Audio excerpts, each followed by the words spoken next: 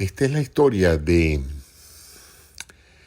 un grupo de médicos que por una circunstancia histórica específica se les dio la oportunidad de salvar sus vidas y de enrumbar sus destinos. Esta historia la saqué de un podcast producido y conducido por Alan Alda que se llama Los Guerreros de la Salud. Se los recomiendo, pues es muy bueno.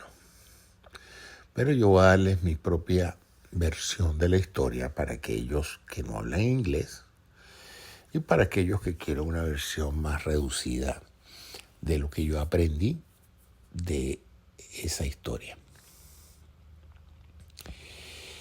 Es interesante entender que una gran parte del pueblo americano no sabía que una parte de su gobierno, de hecho, una parte de su fuerza armada, no está dedicada a combatir a ningún enemigo externo o interno. Y sin embargo, de una u otra manera, están bajo jurisdicción militar, particularmente de la Armada, es decir, de la Marina. Y esto tiene su origen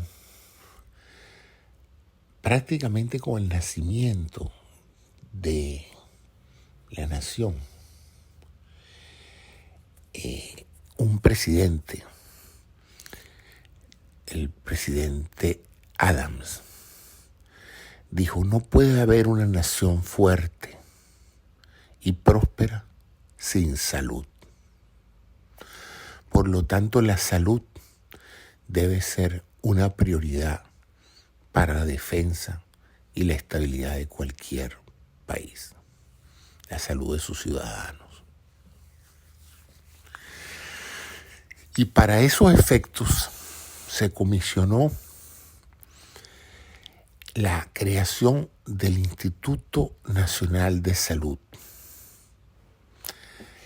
En inglés es NIH, N-I-H, Instituto Nacional de Salud, National Institute of Health, NIH. Y desde entonces, ese pequeño aspecto de la administración pública norteamericana ha pasado a tener un rol importantísimo, no solo en el desarrollo de la salud de los ciudadanos de Norteamérica, no solo en el descubrimiento de la cura de muchas enfermedades y de la investigación científica básica, sino una de las más importantes instituciones de salud, promotoras de la salud de todo el planeta, acumulando la mayor cantidad de premios Nobel en medicina de cualquier institución de este tipo. Esto forma parte de un aspecto de la medicina que se llama la investigación médica. No todos los médicos terminan encargados directamente de la atención de sus pacientes. Hay muchos tipos de médicos y hay uno en particular que dedica su vida profesional a salvar vidas, pero no directamente, no atendiendo a cada paciente que viene en consulta, sino investigando la causa de las enfermedades y sus posibles curas. Y sus trabajos, sus descubrimientos, impactan muchísimo más que los pacientes que hubieran podido haber visto en su carrera. Impactan millones de personas dentro y fuera de los Estados Unidos. Y este podcast que vi es en parte un relato sobre un fenómeno interesantísimo que se dio en los años 60. Ya para el comienzo de la Segunda Guerra Mundial, el presidente Franklin Delano Roosevelt había comisionado al Instituto Nacional de Ciencias a través de un discurso memorable, que por cierto voy a buscar porque está en el podcast, un pequeño fragmento del discurso donde él dice que no todo el esfuerzo para defender a los Estados Unidos y la democracia en el mundo iba a ser librado por soldados en la guerra, sino que muchos iban a tener que trabajar en todos los aspectos de la sociedad y en particular en el área de la salud. Y comisionó al Instituto Nacional de Ciencias hasta el fin. Ustedes saben que, o a lo mejor no lo saben, que durante muchos años, hasta los años 60, en Estados Unidos, cuando había una guerra, se procedía a un proceso de reclutamiento. En otras palabras, para llenar las filas de las Fuerzas Armadas, había que obligar a los jóvenes de ciertas edades a incorporarse a la defensa del país. En la Segunda Guerra Mundial era voluntario, pero aún así hubo contingentes enteros de personas que fueron, como decían, drafted, es decir, reclutadas. Práctica que, por cierto, se usa en casi todos los países. Ciertamente en Israel todo el mundo presta servicio militar, todo el mundo. Y en Suiza también.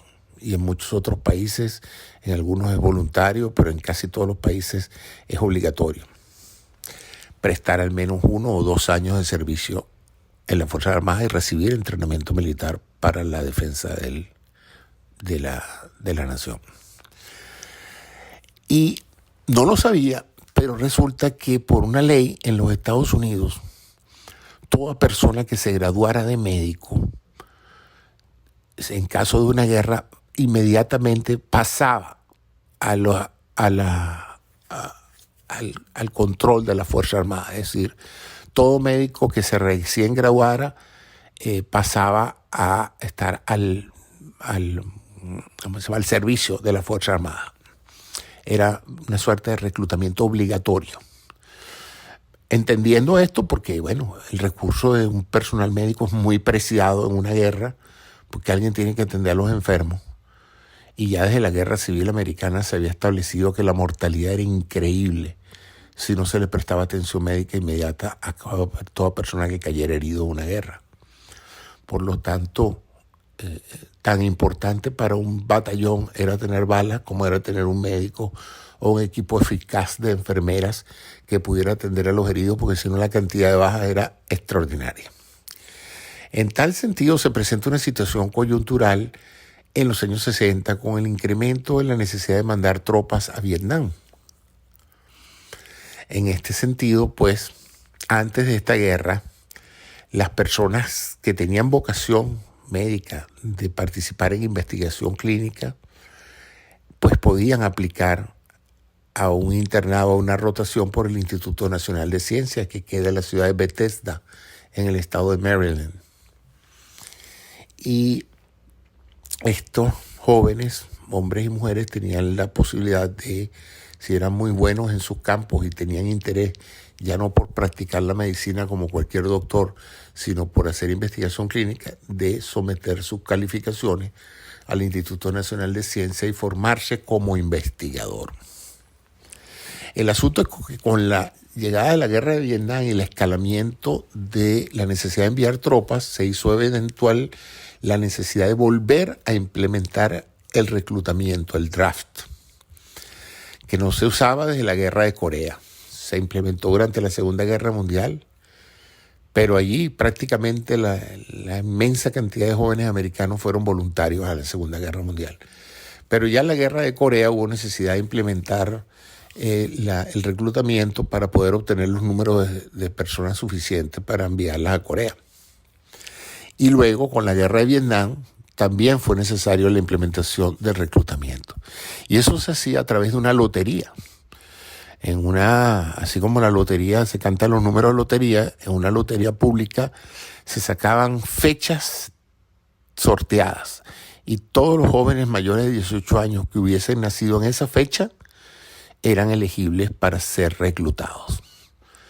y les hacían un examen físico, tenían que presentarse a su reclutador local, someterse a los exámenes físicos y psicológicos, y si no tenían algunas excepciones, las excepciones se hacían para estudiantes muy brillantes, para estudiantes que tuvieran, había una serie de calificaciones para aquellos exceptuados de la guerra, ¿no? Y de no ser así, pues tenías la obligación de prestar el servicio militar activo y te iban a enviar a Vietnam, te iban a enviar al frente de guerra, ¿no? Y eso era a través de la lotería. Había algunos que salía su número, había otros que no le salía su número, y dependiendo de eso, pues cada día más se hizo cada vez más evidente que había que mandar mucho más gente. A Vietnam se llegaron a enviar casi 600,000 hombres a Vietnam, ¿no? De tal manera que fue mucho el estudiante que fueron a esa guerra. Y por razones de educación y de formación y de todo tipo de palancas, etcétera, pues ustedes se podrán imaginar que la mayor cantidad de soldados que fueron a esa guerra fue gente pobre, sin educación, esencialmente afroamericanos y latinos, desproporcionadamente, aunque por supuesto también fue mucho anglosajón blanco, pero evidentemente pues en menor proporción a la proporción que ellos representan en la sociedad general. Pero resulta que los médicos todos, ya no era por lotería, todos los médicos en esa época que se graduaban tenían que ir a prestar el servicio militar.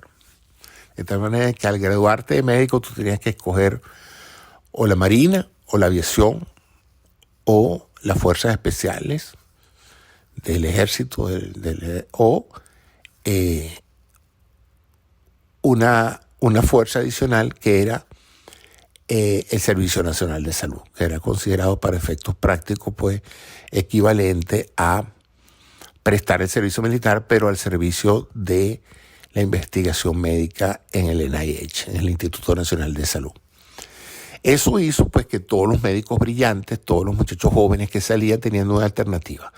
O se preparaban para ir a Vietnam o se metían a hacer investigación clínica en el Instituto Nacional de Salud. Ambas valían por el tour de servicio militar de 1 año o 2 años. Eso hizo pues que en la medida en que la guerra empezó a ser cada vez más rechazada y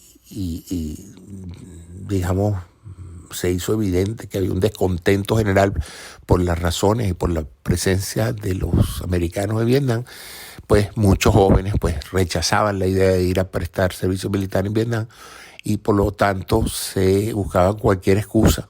Muchos incluso se fueron del país para evitar el reclutamiento. El asunto fue que esto hizo que lo mejor de las escuelas médicas de los Estados Unidos aplicaran al Instituto Nacional de Salud. Entre ellos, el ya conocido doctor Antonio Fauci. Este hombre que ha pasado a ser el médico más confiable en los Estados Unidos. Todo el mundo dice que la manera en que él comunica, la manera en que él representa la ciencia y el trabajo dedicado a más de 30 años a la investigación científica en el Instituto Nacional de Ciencia, lo califica como uno de los expertos mundiales más importantes en enfermedades infecciosas y enfermedades alérgicas. Y él dirige este departamento dentro del Instituto Nacional de Ciencia, y esto es pues lo que lo ha hecho en estos últimos años muy conocido y muy confiable en términos de ofrecerle al público la sensación de que alguien que sabe de ciencia está a cargo de lo que está pasando. Bueno, el asunto es que este podcast revela a través de una serie de entrevistas el notable logro de este accidente histórico, de que por la guerra de Vietnam, toda la gente brillante de este país, tratando de evitar la guerra, se metieron en el Instituto Nacional de Ciencia. Y esta colaboración de muchos médicos jóvenes brillantes hizo posible un fenómeno sinérgico de excelencia que ha literalmente transformado la ciencia médica americana y mundial. ¿Por qué? Porque a través de esta pasantía de diferentes generaciones de médicos que pasaron por el Instituto Nacional de Ciencia, se formó toda una generación de médicos que luego fueron a diferentes hospitales en todos los Estados Unidos a continuar desarrollando proyectos de investigación en medicina, creando un récord histórico de más de 25 premios Nobel. Imagínense lo que significa que de esa generación de 5 o 6 años de gente que estuvo entrando y saliendo del Instituto Nacional de Ciencia, formándose como investigadores, salieron 25 premios Nobel de Medicina, de los cuales 9 son directamente todavía responsables de actividades de desarrollo. Ahí se han descubierto vacunas, ahí se han descubierto fundamentos científicos como el control del metabolismo del colesterol, la presencia de receptores en la superficie de las células que permiten que ciertos químicos entren o no entren a la célula. Y hoy por hoy, por ejemplo, en ese caso de los receptores hormonales en la superficie de la célula, desarrollos investigados y descubiertos en el Instituto Nacional de Ciencia, prácticamente 3/4 partes de los medicamentos que hoy tenemos para salvar vidas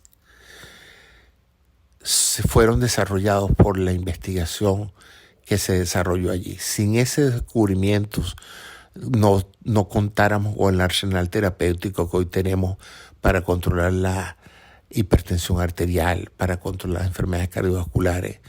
Bueno, imagínense, 3/4 partes de los medicamentos se basan en la identificación y en el comportamiento farmacológico de estos receptores celulares. Y así toda una cantidad de investigaciones que se desarrollaron allí o a través de médicos que pasaron por allí.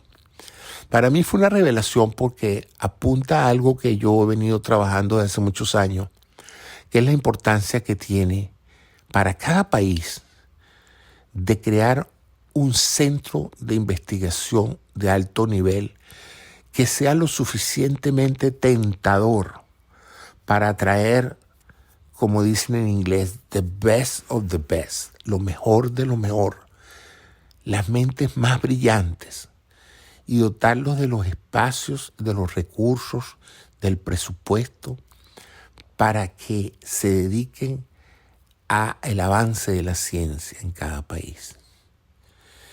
Eso es lo que ha hecho este país grande, esa convicción a este país, me refiero a los Estados Unidos, esa importancia que siempre se le ha dado a la ciencia, a la investigación, que ha hecho pues que no solamente se reclute a lo mejor de los Estados Unidos, sino del mundo, porque todo investigador en cualquier parte del planeta sabe que puede venir a una universidad o al Instituto Nacional de Ciencias en los Estados Unidos y desarrollar una actividad que va a ser remunerada, reconocida y patrocinada por el Estado americano. Y eso es lo que ha generado este recurso tan notable de lo que hemos visto este último año en el COVID-19. Un avance científico brutal en menos de un año para el desarrollo de la vacuna, que ha tomado ventaja de investigaciones que llevaban 10, 20, 30 años y de los cuales prácticamente todo tiene su origen en este grupo de muchachos que, tratando de evitar ir a la guerra, entraron al mundo de la investigación científica y se convirtieron en soldados de la salud. Con esto he tratado de resumirles pues este podcast que me ha llamado mucho la reflexión y bueno, quería compartirlo con ustedes y espero pues que aquellos que hablen inglés puedan tener la oportunidad de escuchar el podcast, que es muy bueno. Ahí están los testimonios de los doctores Fauci y de muchos otros investigadores, premios Nobel, por cierto, que han avanzado notablemente. No solamente ellos, sino los estudiantes que ellos han formado. Hay un caso muy interesante de un doctor que sacó su premio Nobel. Y cuando él lo llaman para notificarlo del premio Nobel, Le dicen, ¿me podría informar si este premio Nobel es para mí solo o ha sido compartido con algún otro investigador? Sí, ha sido compartido con otro investigador. Cuando le dieron el nombre al otro investigador, era uno de sus alumnos. Y dice él, bueno, ¿qué más logro que te den un premio Nobel a ti y a tu hijo? Entonces, bueno, eso le da una idea de lo que ha pasado en este instituto que muy pocas personas conocen, el National Institute of Health en Bethesda, Maryland. Les habló el doctor José Antonio Cisneros.